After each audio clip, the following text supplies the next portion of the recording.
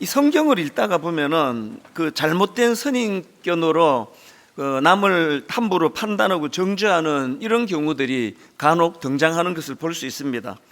그 대표적인 사례가 욥의 친구들 케이스인데요. 지금 자기 친구 욥이 엄청난 재앙과 또 질병으로 고통을 당하고 있습니다. 그러니까 처음에 좋은 마음으로 그 친구를 위로해 주러 갔던 욥의 세 친구들이 이게 욥을 이제 비난하기 시작하는데요. 뭐 예를 들면 이런 겁니다. 욥기 4장 7절 8절인데요. 생각하여 보라. 죄 없이 망한 자가 누구인가?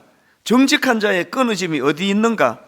내가 보건대 악을 밭 갈고 독을 뿌리는 자는 그대로 거두나니. 그 어떤 의미인지 딱 감이 오지 않습니까? 네가 이런 고통을 당하고 또 어려움에 빠진다 할 때에 엄청난 재앙과 질병을 네가 겪는다는 거는 뭔가 하나님 앞에서 네가 죄를 지었기 때문에 그런 거 아니냐, 뭐 이런 식으로 계속 이제 이 욥을 비난하고 정죄하는 그런 내용이 나오는데요. 이 욥 입장에서 이게 억장이 무너지는 이야기 아닙니까? 안 그래도 지금 뭐 죽을 것처럼 힘든데 그 친구들이 위로하러 온다 그러면서 그런 선입견을 가지고 말도 안 되는 것을 가지고 이렇게 괴롭히니까 참 너무나 힘들었을 것 같아요. 그런가 하면은 예수님 당시에 서기관들과 바리새인들도 그 자기들이 가진 선입견으로 다른 사람들을 비난하고 정죄하던 그런 사람들, 그래서 막 끊임없이 예수님 사역에 시비를 걸고 그렇게 괴롭혔던 사람들이 또 서기관들과 바리새인들 아닙니까? 이렇게 그 잘못된 선입견을 갖고 사람을 대하는 사람들이 참 위험할 수 있다는 걸 알 수 있는데요. 오늘 본문에 보면은 지금 예수님의 제자들이 그런 잘못된 선입견을 가지고 예수님 앞에 질문을 던지는데 그 질문이 참 좀 나쁩니다. 자, 요한복음 9장 1절 2절입니다. 예수께서 길을 가실 때에 날 때부터 맹인된 사람을 보신지라 제자들이 물어 이르되 랍비여, 이 사람이 맹인으로 난 것이 누구의 죄로 인함이니까? 자기니까 그의 부모니까? 지금 질문 자체가요, 아예 그 확신하고 시작하는 게 뭐냐 하니까 저 장애인이 뭔가 죄를 지었기 때문에 이런 일을 겪고 있다. 그래서 이게 뭐 당사자의 죄입니까? 또 그 부모의 죄입니까? 이런 질문을 하고 있는 것 자체가 이미 이제 이거 잘못된 선입견을 전제로 해서 이런 질문을 던지는 이거든요. 그 제자들이 이런 식으로 그 시각장애인을 바라보는 그런 그 시각을 가진 데는요, 그 당시 유대 사회 전반에 퍼져 있던 이 고난이나 질병은 죄의 결과다, 이런 종교적인 선입견이 작용하고 있었다, 이렇게 말씀을 드릴 수가 있습니다. 제가 오늘 이 본문 말씀을 주의 깊게 살피는 이유는요, 바로 이런 제자들이 갖고 있는 그 종교적인 잘못된 선입견, 이런 것들이 오늘 예수 믿는 저와 여러분에게도 얼마든지 일어날 수 있다는 사실이기 때문입니다.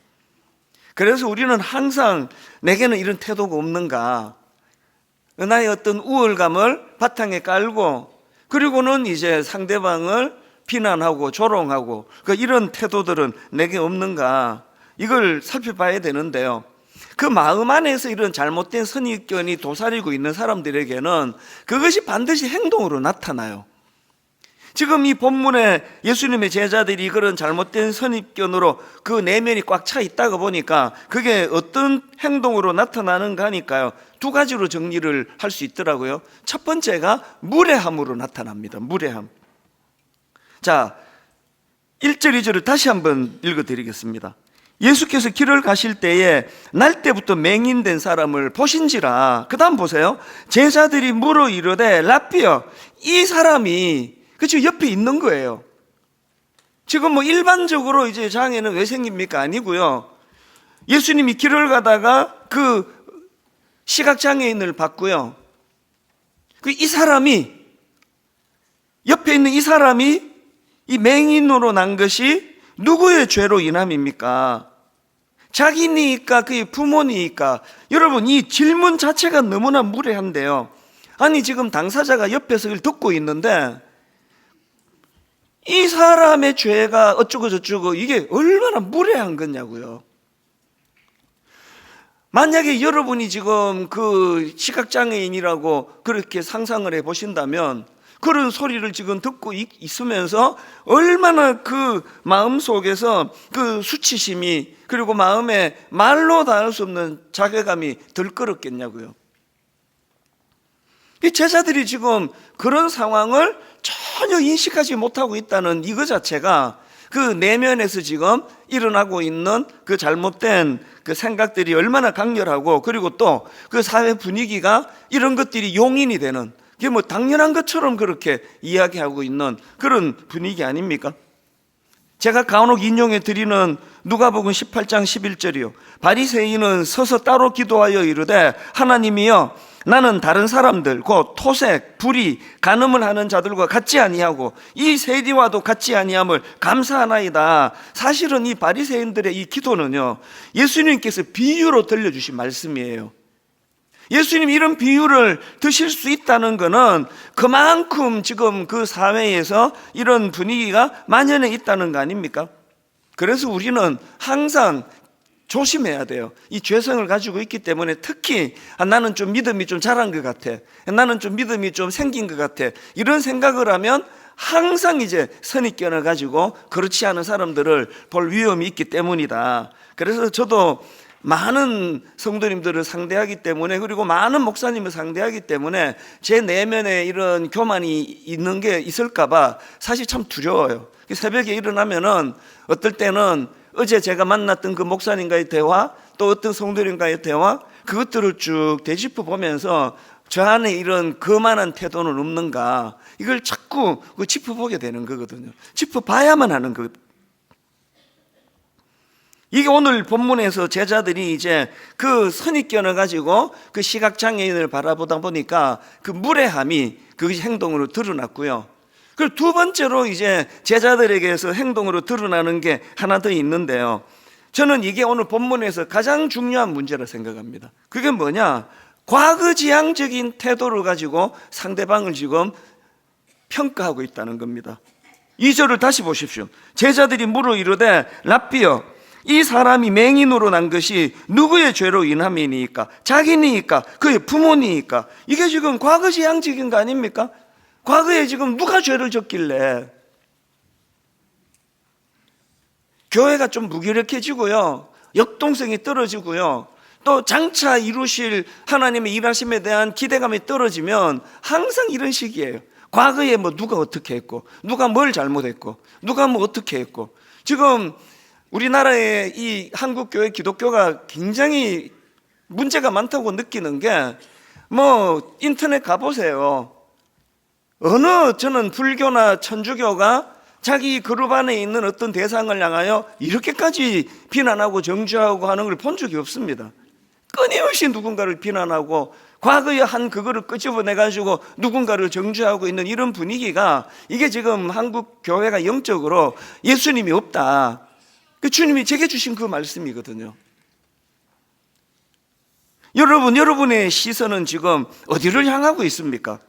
만약에 여러분의 시선이 과거에만 머물러 계시다고 한다면요, 거기에 두 가지 부작용이 생기기가 쉽습니다. 하나는 이렇게 시선이 과거에만 머물러 있는 사람은요, 자기 자신에 대해서는 그 과거의 잘못에 대한 후회와 자책, 이걸 못 벗어나요.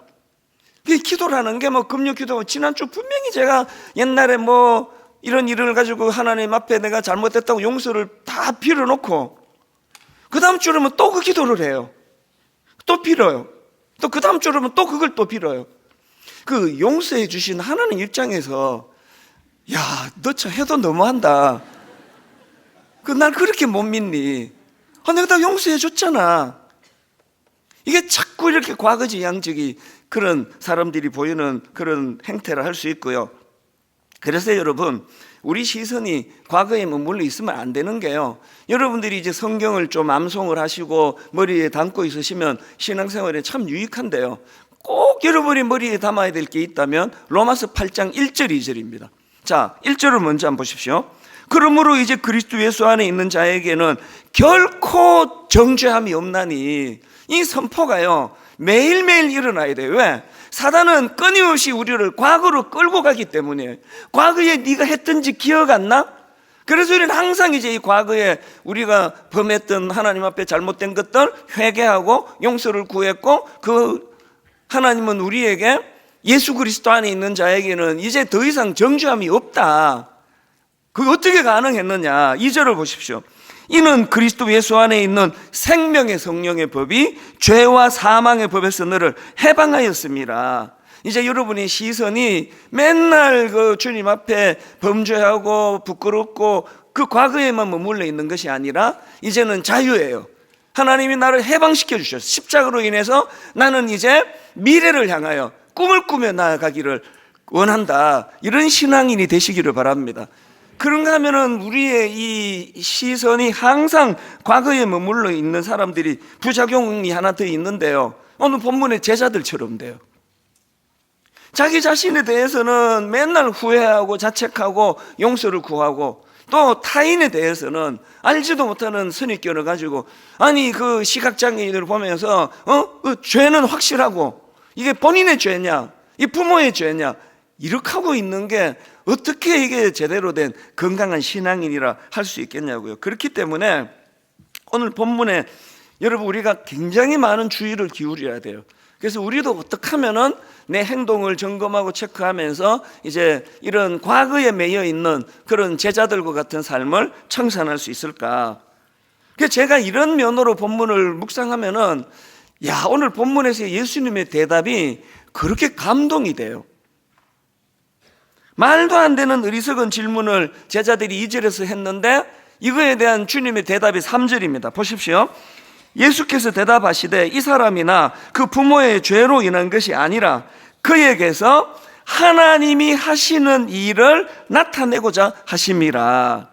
이 과거지향적인 시선을 가지고 이게 무슨 죄를 졌길래 이렇습니까? 이런 시선을 갖고 있는 제자들과 달리 우리 주님은 과거에 그가 어떤 그 원인 규명, 이게 신앙인이 아니다. 왜 이 사람이 장애인이 됐느냐고? 하나님께서는 이런 장애인의 모습을 통해서도 영광받기를 원하시기 때문이다. 이게 미래지향적인 거잖아요. 지금 예수님은 그 과거의 시선으로 사람을 낙인 찍는 이런 짓 하지 말고, 비난하고 이런 짓 하지 말고, 그 하나님의 시선으로 그 사람의 미래를 바라보고 미래를 축복하고 미래를 도와주는 이런 일을 우리에게 원하신다. 저 그렇게 생각합니다. 오늘 장애인 주일로 예배를 드리고 있는데요, 저는 오늘 이 본문 말씀을 통해서 우리가 이 장애인들을 어떻게 섬겨야 하는가, 이걸 저는 배울 수 있다고 생각합니다. 오늘 본문에 보면 예수님께서 그 시각장애인을 향하여 하신 일이 두 가지가 있는데요, 그 미래지향적인 주님의 모습을 한번 보세요. 예수님이 시각장애인에게 하신 일 둘 중에 하나가 격려해 주심입니다. 제가 앞에서 그 제자들이 지금 시각장애인이 다 들을 수 있는 그런 상황 속에서 그런 무리한 말을 했기 때문에 그걸 그 시각장애인이 들었다고 치면 얼마나 상처가 되겠냐는 말씀을 드렸는데요, 역으로 또 생각해 보세요. 지금 이 3절 말씀을 그 시각장애인이 들었다고 생각하면 막 눈물을 줄줄 흘릴 것 같아요. 예수께서 대답하시되 이 사람이나 그의 부모의 죄로 인한 것이 아니라 그에게서 하나님이 하시는 일을 나타내고자 하심이라. 이 시각장애인은요, 이런 류의 얘기를 들을 수 있는 사회 분위기가 아니잖아요.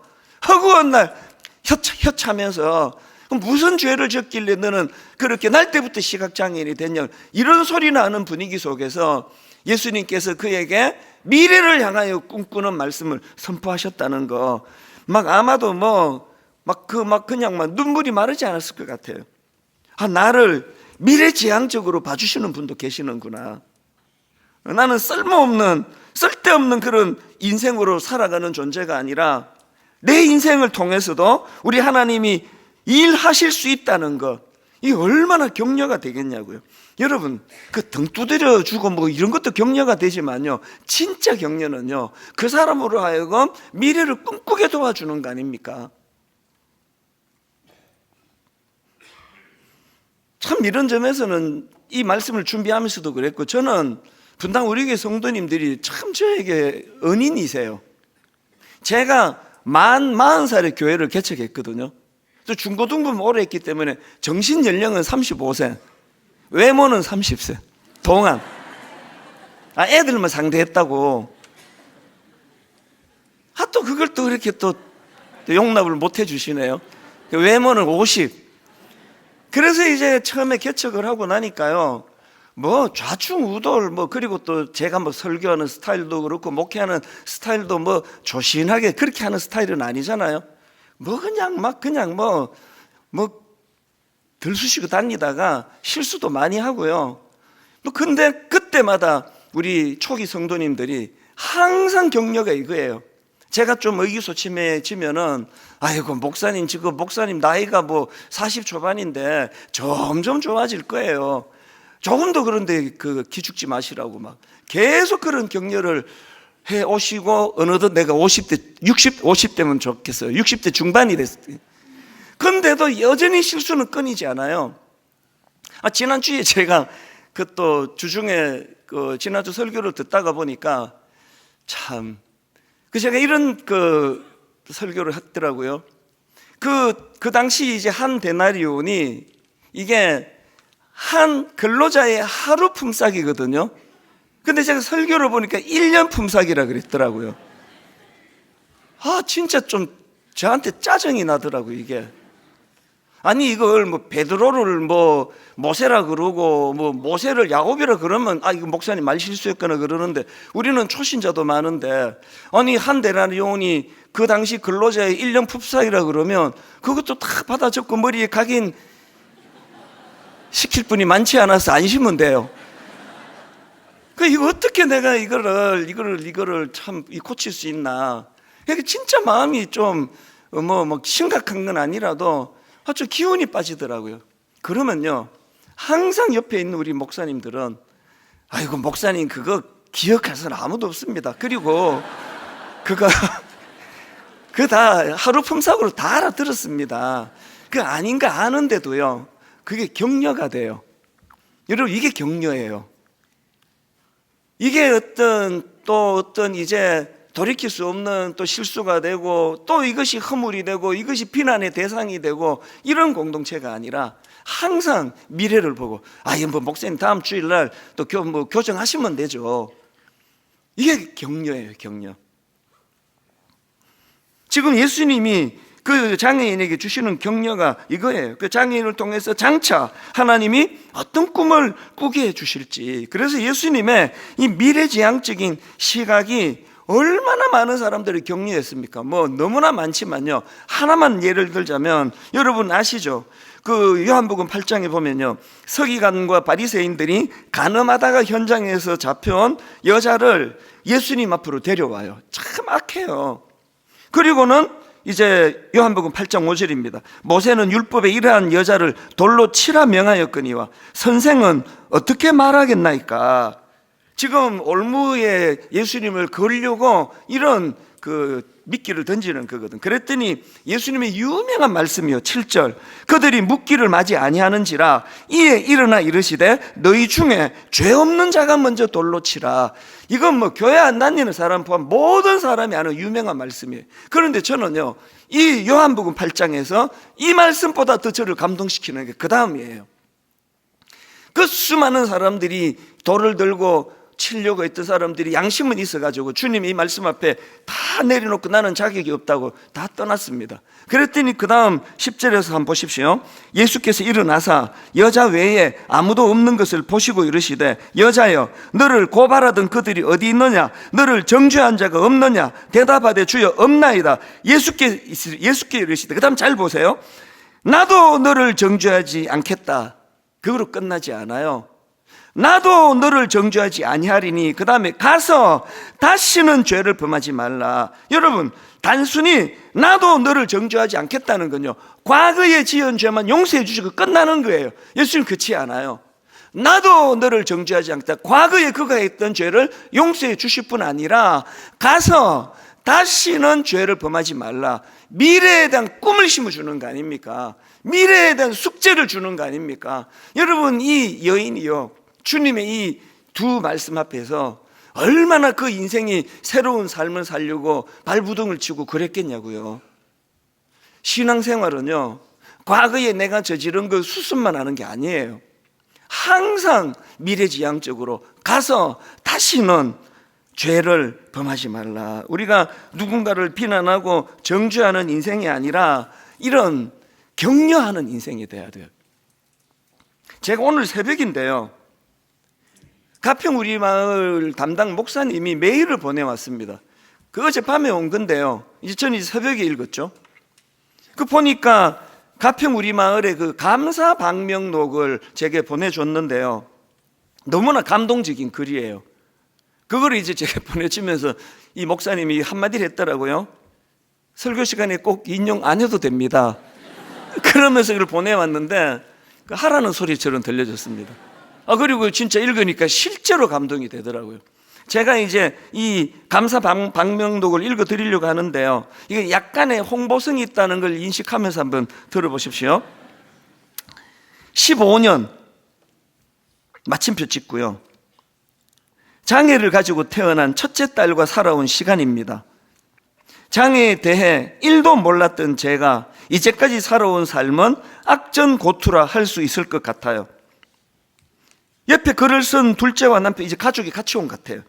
옆에 글을 쓴 둘째와 남편과 처음 가족 여행을 왔습니다.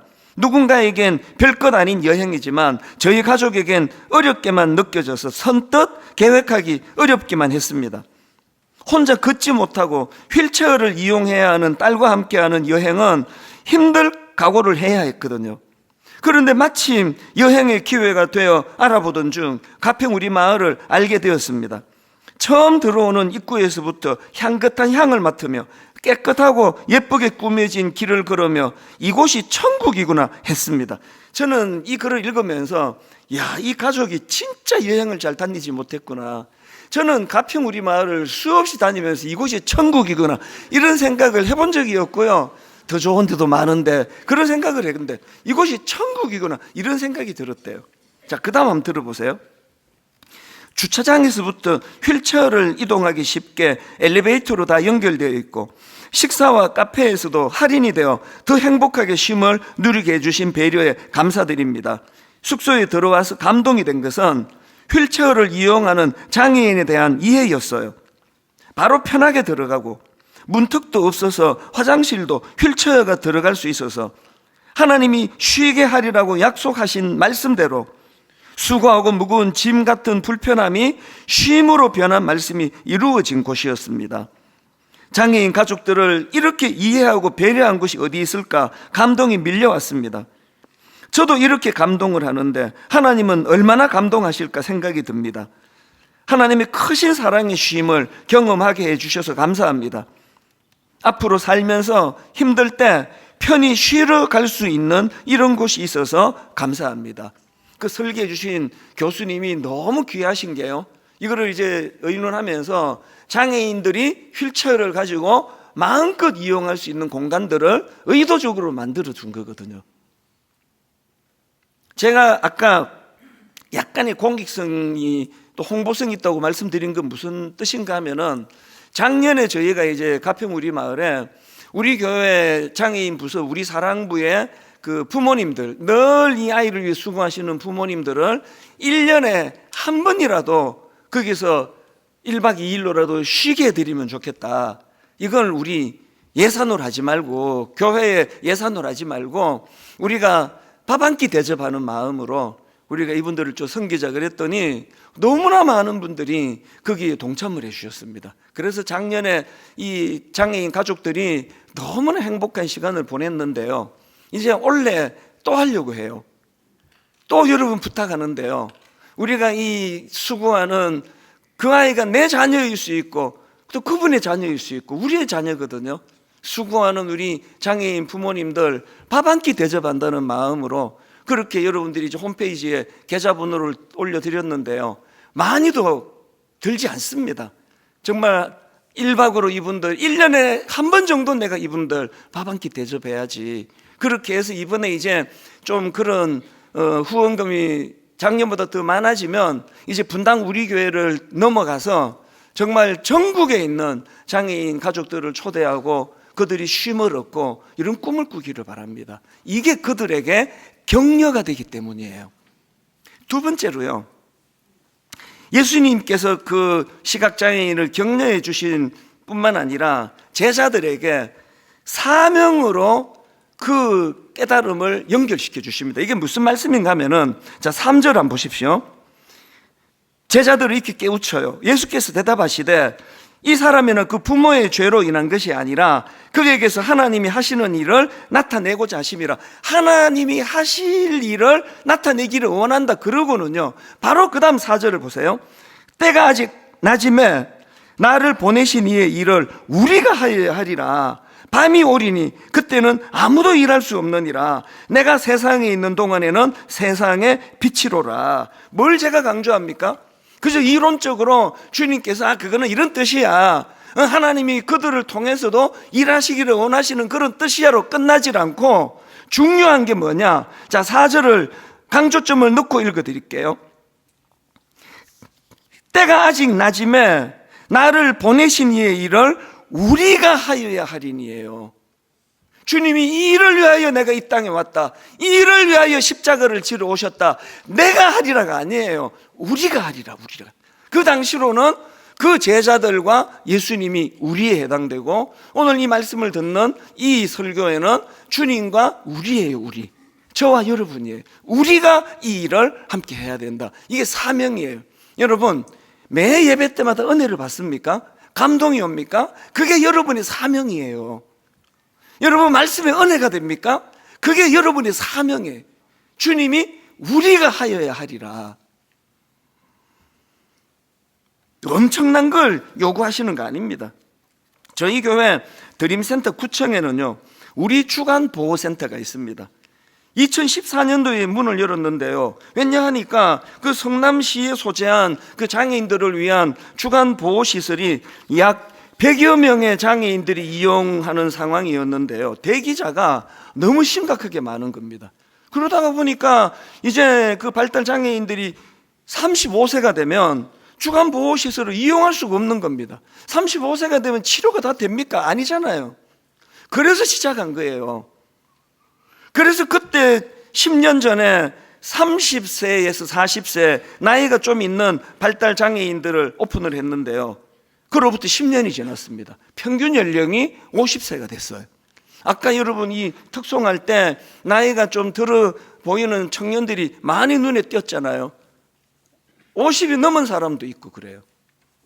그래서 저는 하나님께서 우리가 이 일을 해야 할 것이라 해서, 여러분, 제가 꾸는 꿈 한 가지는 아시잖아요. 제 임기 중에 저는 장애인 양로원을 세우기를 원해요. 그게 뭐 용어가 뭐 어떤 건지는 모르겠지만, 이제 모든 우리 장애인 엄마 아빠가 갖고 있는 마음의 소원, 울면서 하는 이야기 많이 들으셨을 거예요. 내가 이 아이보다 하루 더 살다 죽는 게 꿈입니다. 그런 많은 이제 나이가 들어가는 장애인들이 많은데, 하나님 분당 우리 교회를 통해서 뭐 장애인 양로원이라는 이런 용어는 없습니다. 그냥 제가 그렇게 꿈을 꾸는 거예요. 이루어 주실 줄로 저는 믿습니다. 우리가 이 일을 해야 한다. 그런가 하면은 그 9층이 이제 그 주간보호센터고요, 10층은 참 의미가 있습니다. 우리 꿈터 직업 적응 훈련이에요. 직장을 가질 수 없는 그런 상황의 그 아이들이지만 직업 적응 훈련을 시키면서, 왜 이름을 꿈터라 그랬겠냐고요. 장애인들이 꿈을 성취하는 일을 도와주는 곳이라고. 그래서 일터라고. 그 아이들이 직업 재활 적응 훈련을 하면서 마음에 꿈이 생기기를 바래요. 나도 할 수 있는 일이 있겠구나. 그리고 우리 교회 주일마다 그 우리 사랑부 그 예배, 이제 어린 아이들 그리고 청년들, 그렇게 이제 둘로 나누어 우리 두 분의 목사님이 온 정성을 다해서 그렇게 섬기고 있는데요, 거기에 도우미가 필요하고 교사가 필요합니다. 우리가 이 일을 해야 한다고 주님이 말씀하고 계시는 거거든요. 그런가 하면은 한 가지 더, 이제 여러분 들어오실 때 이거 다 받으셨잖아요. 이 안내서고요, 이 그 재활용 그 큰 봉투가 뭐냐 하면은 이 굿윌 스토어 물품 이제 우리가 기증하기로 이 팀하고 의논을 해서 오늘을 이제 너무 가슴이 벅찹니다. 이 굿윌 스토어는요, 오늘처럼 이렇게 안 쓰는 물건들을 기증받아 가지고 장애인 일자리를 만들어가는 사회적 선교 모델입니다. 현재 36개 매장이 있는데 거기서 무려 450명의 장애인들이 일을 하고 있습니다. 이제 우리가 이런 물품을 모아 나가고 또 정성을 다해서 이제 안 쓰는 물건들 한번 또 정리할 때가 되셨잖아요. 이렇게 모아가면 또 더 많은 장애인들이 이제 고용 창출, 직장을 또 일자리를 얻게 될 줄로 믿습니다. 다음 주일 오실 때 이제 갖고 오셔도 되고, 더 좋은 건요, 이제 주중에 드림센터로 그냥 1층에 그냥 던져놓고 가시면 돼요. 주중에 드림센터로 좀 보내주시면 그것들이 다 규합이 돼서 이제 이 굿윌 스토어 팀에 전달이 될 겁니다. 오늘 말씀을 저는 이렇게 맺기를 원합니다. 오늘 설교 제목을 제가 과거를 묻지 말고 미래를 열라, 이건 이중적이에요. 나 자신에게도, 그리고 또 어려움을 겪는 그 어떤 분에게도 우리가 그를 격려한다는 건 저 시각장애인을 통해서도 하나님이 하실 일이 있을 것이라는 이 꿈을 나누는 것이, 이게 우리 주님의 마음이라고 한다면, 분당 우리 교회는 장애인과 비장애인들이 또 성숙한 신앙인과 초신자가 많은 우리 교회가 서로 어우러져 가면서 이 주님의 뜻을 이루어가게 되리라 믿습니다. 이 일이 가능한 결정적인 조건이 하나 있다면 예수 그리스도를 만나는 거예요.